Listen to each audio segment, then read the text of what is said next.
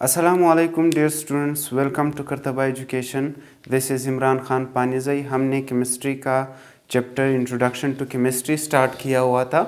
हमने उसमें दो बेसिक टॉपिक्स पढ़ लिए थे। तीसरा टॉपिक हमने स्टार्ट किया था जिसका नाम है बेसिक डेफिनेशंस। बेसिक डेफिनेशंस में आज जो हिस्सा हम पढ़ेंगे वो है atoms as building blocks of the matter.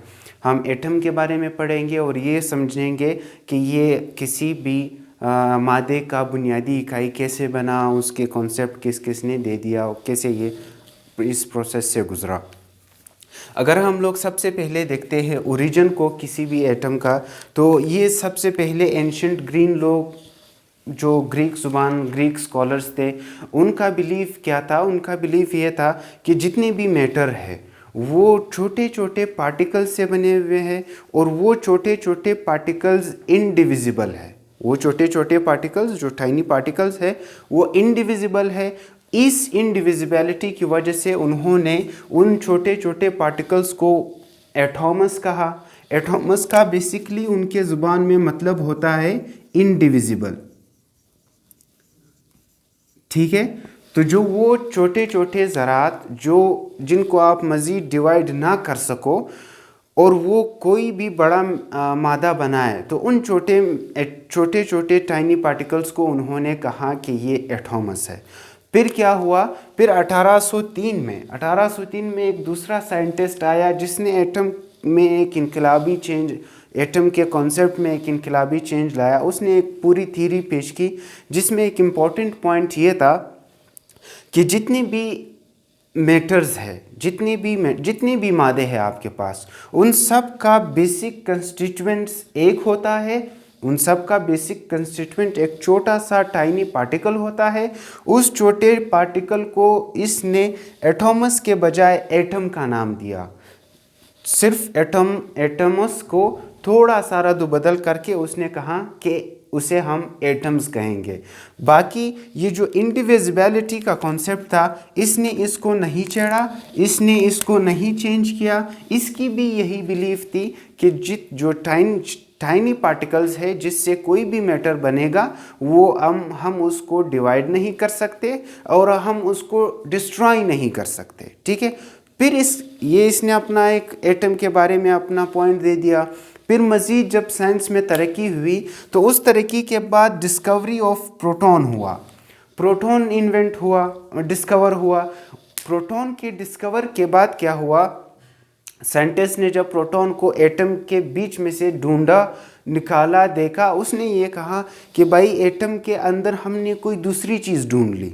तो इसका मतलब तो ये है कि जो डाल्टन और एंशिएंट ग्रीक लोग कह रहे थे कि हम एटम को डिवाइड नहीं कर सकते, हमने तो डिवाइड करके दिखा दिया है। अगर हमने इसको डिवाइड किया हुआ है तो ये तो इंडिविजिबल नहीं रहा। अगर ये इंडिविजिबल नहीं रहा तो जो एंशिएंट ग्रीक लोगों का एक बिलीफ था, जो जॉन डाल्टन का एक बिलीफ था, एक उसका नज़रिया था, तो वो नज़रिया तो गलत हो गया। उन्होंने कहा था कि ये इंडिविजिबल है लेकिन हमने इसको डिवाइड कर दिया, तो इसीलिए इनका जो डेफिनेशन था वो फ्लॉप हो गया है। हमने इसको एक नया प्रॉपर डेफिनेशन देना है। तो आजकल इस मॉडर्न एरा में हम एटम को कुछ यूँ डिफ़ाइन करते हैं। हम ये कहेंगे, जब भी आप एटम को डिफ़ाइन करेंगे आप कहोगे कि smallest basic unit of matter. आप ये कहेंगे कि एटम किसी भी मादे का वो छोटे से छोटा बुनियादी इकाई है जिसमें दो क्वालिटीज़ होनी चाहिए। मॉडर्न डेफिनेशन के मुताबिक उस छोटे से छोटे बुनियादी इकाई में दो क्वालिटीज़ होनी चाहिए। कौन कौन सी दो क्वालिटीज़ होनी चाहिए? Number first,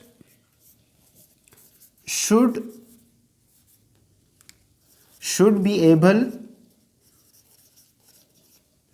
to take part in a chemical reaction।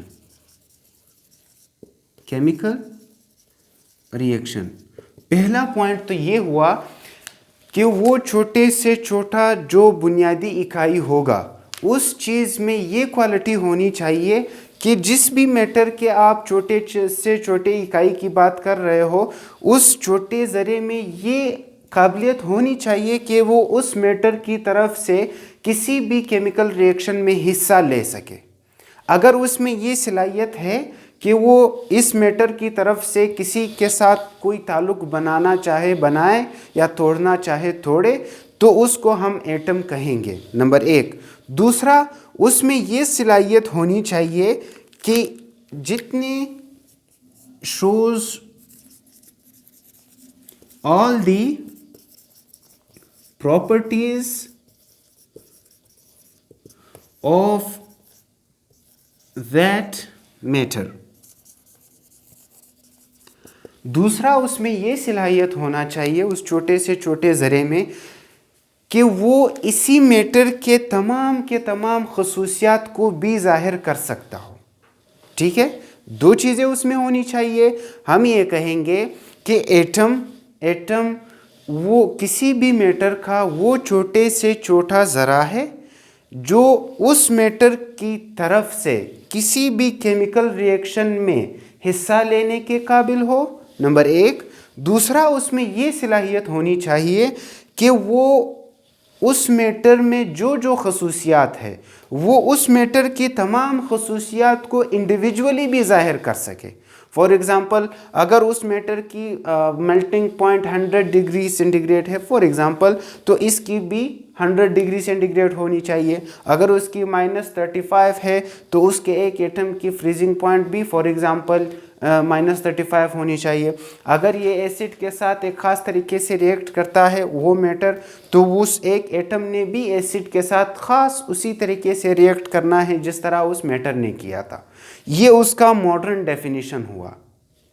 इसके बाद अब ये मसला था, नॉर्मली कंसेप्ट तो हमने हम जनरल जो एटम के स्ट्रक्चर्स ड्रा करते हैं, ऐसा उसमें न्यूक्लियस होता है, ये होता है। एटम्स इतने छोटे ज़रे होते हैं जिनको हम लोग नॉर्मल जितने भी माइक्रोस्कोप है, इलेक्ट्रॉन माइक्रोस्कोप है, कंपाउंड है, जितने भी माइक्रोस्कोप से हम उनको नहीं देख सकते। फिर उनको देखने के लिए एटम्स को देखना ज़रूरी था कि हम उसे देखें और समझें। फिर हमने एक टेक्निक, एक डिवाइस डिस्कवर किया, एक डिवाइस बनाया जिसका नाम है STM, which stands for scanning tunnelling microscopy. Scanning tunnelling microscopy. अच्छा, ये एक ऐसा डिवाइस, ये डिवाइस का नाम है, एक आले का नाम है जैसे कि माइक्रोस्कोप है, ठीक है। ये एक ऐसा डिवाइस है जिसके थ्रू हम एटम को किसी भी मैटर के सरफेस पर, जो भी कोई मादा होगा, जाहिर सी बात है उसकी सरफेस एटम से मिलकर बनी है, तो उसके सरफेस पर जितनी भी एटम है हम उसके एक एक एटम को इस टेक्निक के ज़रिए देख सकते हैं, और अगर उसको हिलाना चाहे यहाँ से वहाँ तो हिला भी सकते हैं, और उसको डिस्टर्ब भी कर सकते हैं अपनी मर्ज़ी से, ठीक है। तो हमने एक मॉडर्न ज़माने में एक ऐसा टेक्निक, एक ऐसा डिवाइस बनाया जिससे हम एक एटम को भी किसी हद तक यहाँ से वहाँ कर सकते हैं, उसकी एक तस्वीर बना सकते हैं समझने के लिए, या उसको मज़ीद चीज़ों के साथ मिलाने के लिए हम उसको आसान अल्फाज में देख सकते हैं। इसके बाद अब ये तो उसको देखने का मसला हो गया। अब सवाल ये पैदा होता है कि अगर आम खास कोई बंदा किसी भी एटम को किसी चीज़ से अलग करना चाहेगा तो वो कैसे अलग करेगा? आप ऐसे अलग करोगे, फॉर एग्ज़ाम्पल अगर हम मिसाल लेते हैं, मैं आपको एक आसान सा मिसाल दूँ गोल्ड का, ठीक है। तो आप कैसे, आप एक गोल्ड उठाओ, गोल्ड का एक कोई भी चीज़ हो, एक फॉर एग्ज़ाम्पल मैंने एक शीट उठाया गोल्ड का, ठीक है। मैं इस शीट को, ये मैंने गोल्ड का एक शीट उठाया, अब मैंने इसका एक एटम अलग करना है इससे। मैं क्या करूँगा, मैं इस शील्ड को, इस जो शीट उठाया है इसको तकसीम करूँगा, तोड़ूँगा। इस एक हिस्से को, इसको मैंने यहाँ तोड़ा, यहाँ तोड़ने के बाद इससे मैंने दो छोटे छोटे शीट्स बना लिए, ठीक है। ये मैंने उससे दो शीट्स बना लिए। फिर मैं इस एक शीट को मज़ीद छोटा करूँगा, ठीक है। इस शीट को मैंने मज़ीद छोटा किया।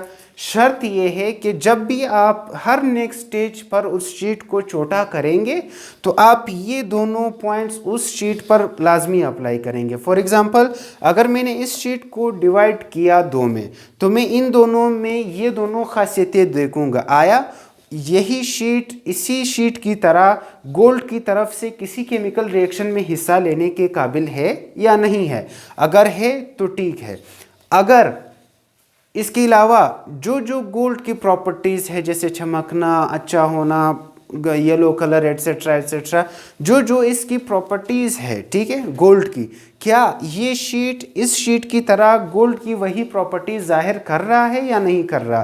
तो आप इन शीट्स को इसी तरीके से मज़ीद डिवाइड करते जाओगे और एक ऐसा स्टेज आएगा, एक ऐसा पॉइंट आएगा जिसके बाद अगर आप मज़ीद उस शीट को, उस छोटे से ज़रे को डिवाइड करेंगे तो उससे आपको गोल्ड की प्रॉपर्टीज़ नहीं मिलेंगी, ठीक है। फॉर एग्ज़ाम्पल, यहाँ इस शीट को अगर मैंने मज़ीद यहाँ पे डिवाइड कर दिया, यहाँ पे अगर मैंने इसको मज़ीद ऐसे डिवाइड किया तो ये जो छोटे छोटे मुझे रिज़ल्ट मिले, मैंने इन दो पॉइंट्स को उन छोटे ज़रात पर अप्लाई किया तो मैंने देखा कि ये गोल्ड की प्रॉपर्टीज़ नहीं शो कर रहा था, और मैंने ये देखा कि ये गोल्ड की तरफ से गोल्ड के बाकी एटम्स की तरह किसी भी केमिकल रिएक्शन में हिस्सा लेने के भी काबिल नहीं थे।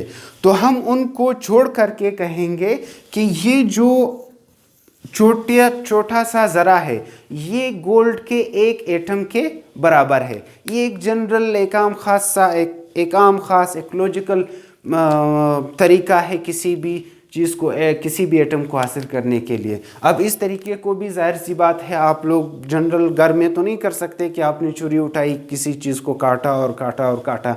आप इसको भी लैब में करेंगे, बहुत क्यूरियस हो के करेंगे, इसी टेक्निक को इस्तेमाल हो के करेंगे ताकि आपको नज़र आ जाए कि आप क्या कर रहे हो, आपको मालूम होना चाहिए कि आप क्या कर रहे हो। अच्छा, अब जब हमने ये भी मालूम किया कि हम उसको कैसे देखेंगे, एक एटम को किसी भी चीज़ से अलग कैसे करेंगे, तो ये जो इन मॉडर्न कॉन्सेप्ट में इंडिविजिबिलिटी का जो कॉन्सेप्ट था जब वो ख़त्म हुआ तो हमारे पास एटम का एक जनरल स्ट्रक्चर नज़र आ जाना चाहिए कि एटम में कौन कौन सी चीज़ें होती है जो बहुत ही इंपॉर्टेंट चीज़ें होती है, ठीक है। हमने देखा जो एक जनरल कॉन्सेप्ट है स्ट्रक्चर ऑफ एटम को, अगर आप कहेंगे कि आप किसी भी एटम का स्ट्रक्चर कैसे जाहिर करेंगे, स्ट्रक्चर ऑफ एटम्स, ठीक है। अब स्ट्रक्चर ऑफ एटम्स में आपको उनके बेसिक कंस्टिट्यूएंट, बेसिक कंपोनेंट्स का पता चलेगा। आप ये देखेंगे कि सबसे पहले एटम का ये एक सेंटर होगा, हमेशा से एटम का सेंटर होगा, और उस सेंटर में ये एक गाढ़ा सा, जब हमने स्कैनिंग ट्यूनलिंग माइक्रोस्कोपी से एक एटम को डीप ऑब्जर्व किया तो हमें इसका जो ये सेंटर था ये कुछ ज़्यादा डार्क हमें नज़र आया, ऐसे ये हमें ज़्यादा डार्क नज़र आया, ठीक है। अगर मैं इसको ऐसे शेड दूं ये हमें कुछ ज़्यादा डार्क नज़र आया, और इसके अलावा जो इसके इर्द गिर्द का इलाका था, ये इर्द गिर्द ये हमें थोड़ा सा ऐसा थोड़ा सा शेडी नज़र आया, ठीक है। इस पॉइंट से यहाँ से साइंसदानों ने ये अंदाज़ा लगाया, जब बेसिक कंपोनेंट्स हम उसके डिस्कवर कर रहे थे, उसकी जो प्रोटॉन डिस्कवर हुआ उसने हम फिर ये अंदाज़ा लगाया गया कि ये एक एटम, अगर आप इसको समझने के लिए उसका एक स्ट्रक्चर ड्रॉ करेंगे तो उससे ये ड्रॉ हुआ कि किसी भी एटम के बीच में एक सेंट्रल पार्ट होगा। उस सेंट्रल पार्ट को आप लोग न्यूक्लियस कहोगे, क्या कहोगे, न्यूक्लियस कहेंगे। उस न्यूक्लियस में दो इम्पोर्टेंट उसके कंपोनेंट्स होंगे, एक को हम P से फॉर एग्जांपल जाहिर करते हैं और एक को मैं यहाँ पे N से जाहिर करता हूँ, ठीक है। P से हमारा मुराद होगा प्रोटॉन और N से हमारा मुराद होगा न्यूट्रॉन, ठीक है। यानी कि अगर आप एटम को ऐसे आपने देखा, आपको बीच में एक डार्किश चीज़ नज़र आया। आपने ये फिर साइंसदानों ने ये अंदाज़ा लगाया कि ये जो सेंट्रल पार्ट है ये डार्किश क्यों है, क्योंकि इसमें दो इम्पॉर्टेंट बड़े बड़े उसके सब पार्टिकल्स मौजूद है। उन बड़े सब पार्टिकल्स का नाम है प्रोटॉन और न्यूट्रॉन। ठीक है, ये इन दोनों की वजह से, क्योंकि ये यहाँ पे एक दूसरे के साथ बहुत क्लोजली कंपैक्ट होते हैं, उसी वजह से ये यहाँ पे हमें ऐसा गाढ़ा नज़र आ रहा है। फिर हमने ये देखा कि अगर ये तो गाढ़ा है, ये तो प्रोटॉन और न्यूट्रॉन की वजह से है, तो ये जो बाकी जो शेडी हमें इलाका नज़र आ रहा है ये किसकी वजह से है। तो मज़ीद रिसर्च होने लगा और हम डिस्कवरी ऑफ इलेक्ट्रॉन भी हो गई। तो हमने ये कहा कुछ पार्टिकल्स ऐसे होते हैं जो सेंटर में नहीं होते, ये जो सेंट्रल शेडी पार्ट है उसमें नहीं होते, बल्कि न्यूक्लियस के इर्द गिर्द मूवमेंट करते हैं, गोल गोल घूमते हैं। तो उन गोल गोल पार्टिकल्स को, सब एटॉमिक पार्टिकल्स को हम लोगों ने नाम दिया है इलेक्ट्रॉन्स का। ठीक है, आसान सा है। सेंट्रल डार्किश पार्ट, उसमें दो सब पार्टिकल्स है, एक का नाम है प्रोटॉन और एक का है न्यूट्रॉन। जो बाकी शेडी इलाका है वो किसकी वजह से है, वो इलेक्ट्रॉन्स की वजह से है। इलेक्ट्रॉन्स मुसलसल न्यूक्लियस के इर्द गिर्द मूवमेंट करते हैं। ठीक है, इसके अलावा एक पॉइंट ये भी है कि जो इलेक्ट्रॉन्स होंगे किसी भी एटम में, उस पर हमेशा नेगेटिव चार्ज होगा। ये नेगेटिवली चार्ज पार्टिकल, सब पार्टिकल ऑफ द एटम होगा। और ये जो सेंटर में जो दो पार्टिकल है, सब पार्टिकल, जो प्रोटॉन है उस पर हमेशा पॉजिटिव चार्ज होगा, मतलब proton positively charge particle of the atom होगा। और इसके अलावा जो न्यूट्रॉन है, न्यूट्रॉन असल में न्यूट्रल से ही निकला है ना, अगर आप गौर से देखेंगे। न्यूट्रल का मतलब होता है कि इस पर कोई चार्ज नहीं है, तो अगर आप एटम को सब पार्टिकल लेवल पर जाएंगे, जब हमने इसको डिवाइड किया तो उसका स्ट्रक्चर कुछ यूँ बना कि उसके सेंटर में कोई कॉम्पैक्ट पार्टिकल, सब पार्टिकल्स होंगे। उनमें प्रोटॉन और न्यूट्रॉन बहुत ही इम्पोर्टेंट सब पार्टिकल होते हैं। इसके सेंटर में पॉजिट्रॉन, न्यूट्रिनो वगैरह और भी पार्टिकल्स होते हैं। आप बस सिर्फ अब तक ये दो ही याद रखिएगा। इसके अलावा इस किसी भी एटम में इसके इर्द गिर्द भी छोटे छोटे पार्टिकल्स घूमते हैं और वो क्या कहलाते हैं, इलेक्ट्रॉन्स कहलाते हैं, और उन पर नेगेटिव चार्ज होता है। ये था एटम्स का एक बेसिक जनरल कॉन्सेप्ट। एक और चीज़ अगर मैं आपको बताऊं तो जितनी भी एटम्स है उनका एवरेज साइज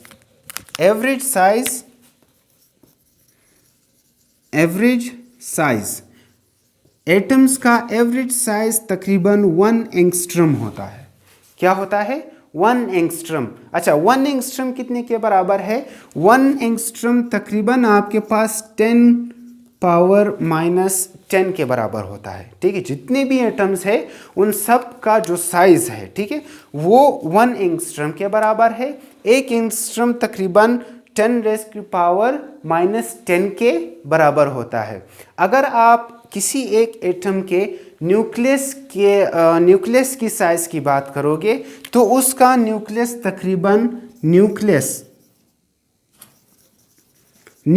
तकरीबन किसके बराबर होगा? ये 1 FM के बराबर होगा।